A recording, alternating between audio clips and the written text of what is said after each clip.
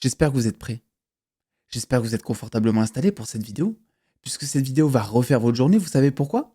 Parce qu'on va parler d'El Muerto.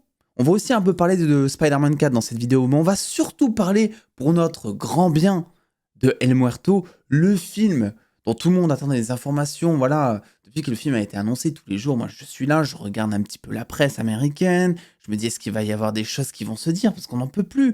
On veut savoir ce qui va se dire sur cette masterclass d'El Muerto, un film, un héros, un personnage, que dis-je, tant présent dans la mythologie de Spider-Man, qui a droit à énormément de background, d'histoires, de comics, et on peut dire merci à Sony, qui de la même manière que Morbus, qui croque la vie à pleines dents avec sa pomme, eh bien a décidé de nous livrer le bonheur sur un plateau, en nous servant prochainement El Muerto avec Bad Bunny dans le rôle principal. Et puis aujourd'hui, nous avons de nouvelles informations au casting qui visent le méchant d'El Muerto. Alors attention, je sais, ça commence déjà à faire son Christopher Nolan, on ne comprend plus rien, je parle bel et bien du méchant, et du coup, puisque El Muerto est un méchant, donc là on va parler de l'antagoniste, quoi, voilà, du méchant, du méchant, quoi, voilà.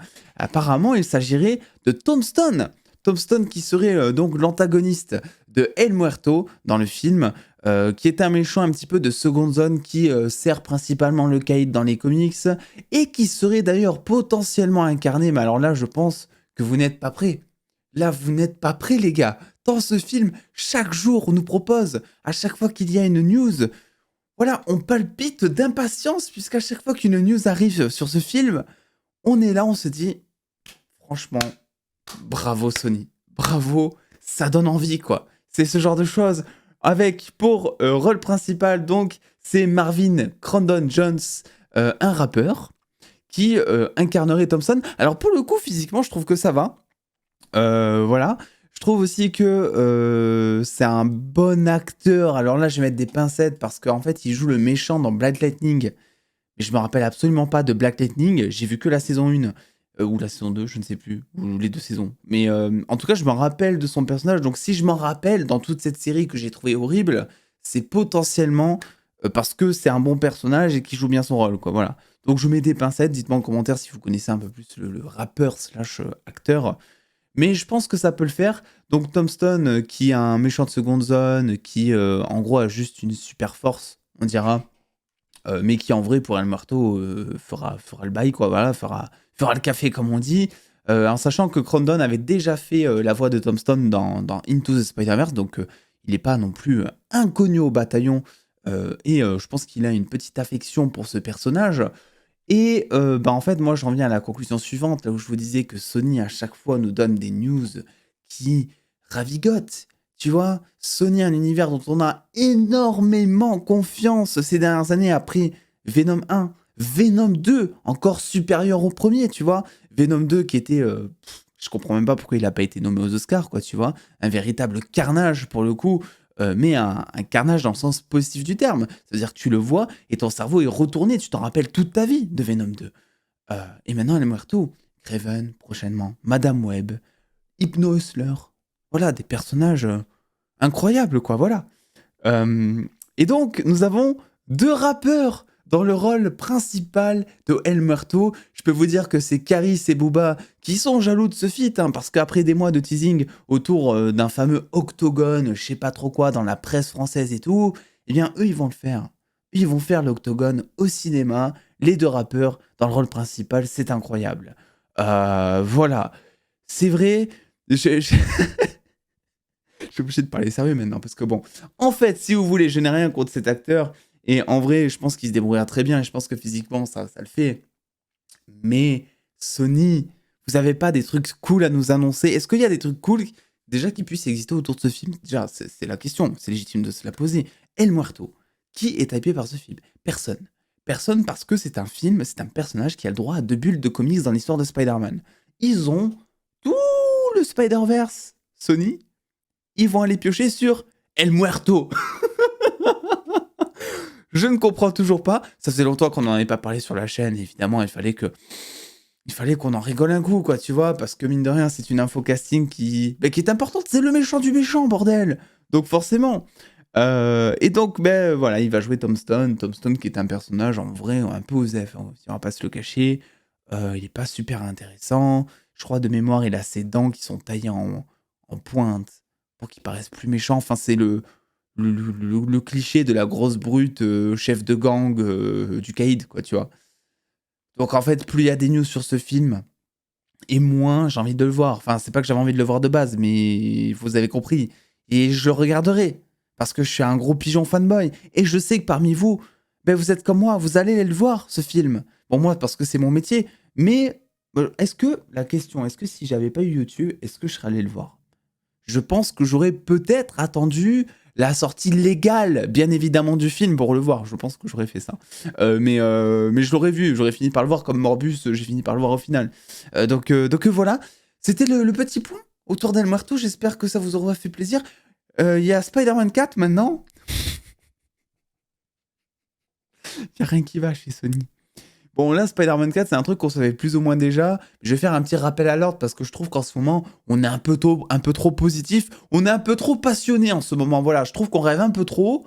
On va se remettre en mode aigri un peu là. Qu'est-ce qui se passe là? D'où vous souriez? Comme ça, vous avez vu le monde dans lequel on vit? Mais pas du tout. On va râler, bordel. Spider-Man 4, donc, qui est en développement. Et en fait, il y a plusieurs personnes qui se sont plaints, vous savez, parce que lors du CinemaCon, eh bien, il y avait un panel Sony. Donc ce panel où a été diffusée la bande-annonce de Kraven le Chasseur, où je vous ai partagé toute la description du trailer dans une précédente vidéo qui est sortie hier ou avant-hier, je crois, sur la chaîne. Et beaucoup, en fait, se sont demandé, mais attends, pourquoi Sony ne présente pas son Spider-Man 4 au CinemaCon? Bon, moi je vous l'avais dit en stream, parce que tout bonnement, le film était encore très loin dans son développement.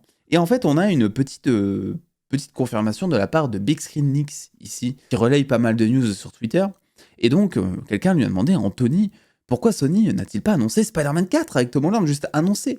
Et il répond, parce que ce n'est pas assez loin dans le développement pour le présenter. Ils sont toujours en train d'écrire le scénario et de trouver comment contourner les horaires chargés de Tom Holland et Zendaya. Et attends, mais t'as Grayson qui dit, mais attendez, Zendaya est toujours dans Spider-Man 4? Et en effet, Big Screen X répond, oui, on sait que Tom, Zendaya et John Watts reviennent tous. John Watts, mesdames et messieurs les dos, John Watts revient. Bon, alors, c'est quasiment sûr, en vrai de vrai, il y a le PDG de Sony qui a déclaré en mai 2022, il avait déclaré en mai 2022 qu'il aimerait beaucoup que John Watts revienne à la réal de Spider-Man 4. Et en fait, si ce choix vous paraît totalement incompréhensible, en fait, ça ne l'est pas du tout. Parce que ce que voit Sony, c'est que tous les films sous John Watts, ils ont fait des records de box-office ou presque. No Way Home, ça a été un énorme carton financier. Ils se sont fait plein de thunes avec. Donc même si tout le monde est en train de chier sur Spider-Man No Way Home, ou de chier sur John Watts, ou de déféquer sur n'importe qui, vous avez vu, j'ai changé de vocabulaire. J'ai dit chier et ensuite déféquer. Je peux vous dire qu'il y en a là-dedans, les gars. En fait, c'est parce qu'en fait, ils vont reprendre John Watts parce que ça leur apporte de la thune, ils s'en foutent de tout ça. Pourquoi est-ce que d'après vous, ils nous font un Venom 3? Alors que les deux ont été balancés au shot par tout le monde, ou presque. Voilà, je serais même pas étonné qu'ils nous fassent une suite à Morbus. Et qui sait, ils ont peut-être un El Muerto 2 dans les cartons, ou un Hypno Hustler 2. Voilà, par exemple. En sachant que Sony possède tout le Spider-Verse. Et que le Spider-Verse va être développé sous forme de série sur Amazon. Est-ce que vous avez peur de cette news? Moi, je vous pose la question. Parce qu'on parle souvent de Warner, vous savez, qui détruit DC. On en a beaucoup parlé, en tout cas, fut un temps. J'espère que ça sera plus le cas. Mais est-ce qu'on en parle de Sony qui détruit littéralement tout le Spider-Verse? Ils ont réussi, les gars, à détruire Venom. Comment c'est possible de chier Venom? Enfin, théoriquement parlant, je vais dire.